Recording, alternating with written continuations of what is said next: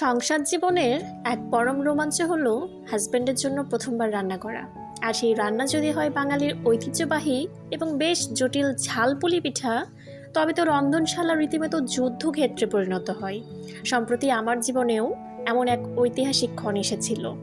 ভালোবাসা এবং ইউটিউব রেসিপির ওপর ভর করে সিদ্ধান্ত নিলাম আজ ওনাকে ঝালপুলি পিঠা বানিয়ে খাইয়ে চমকে দেব।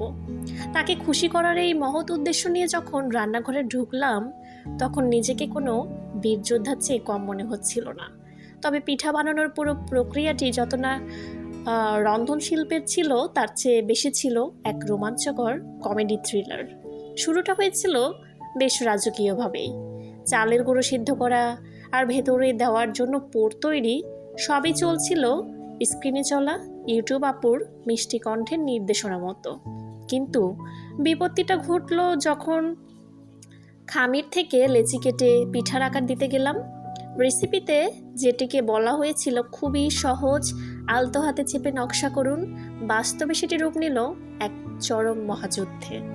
খামির আমার হাতে লেগে ভূত হওয়ার দশা।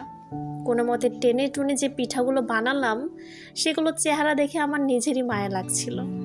আমার হাতের ছোঁয়ায় পুলি পিঠারা কেউ হলো চাঁদের মতো বাঁকা, কেউ বা দেখতে হলো গোলগাল আলুর মতো।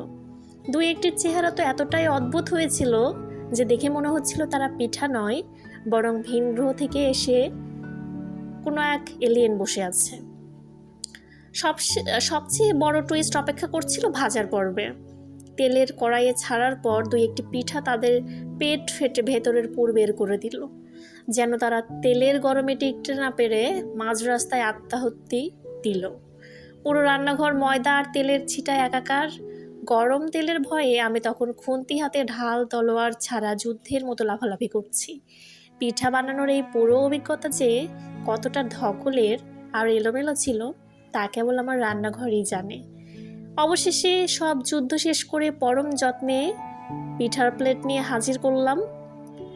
হাজবেন্ডের মুখে তখন এক স্বর্গীয় হাসি।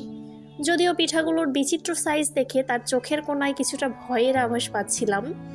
প্লেট থেকে একটা পুলি পিঠা তুলে নিয়ে সে যখন প্রথম কামড়টা দিল, তখনই ঘটল আসল মিরাকল।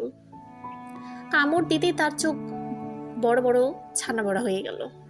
আমি তো ভয়ে অস্থির, ভাবলাম ভিতরে কাঁচা রয়ে গেল কিনা, কিন্তু না। বর চিবোতে চিবোতে একগাল হেসে বলল, আরে দেখতে যেমনই হোক, খেতে তো একদম অমৃত।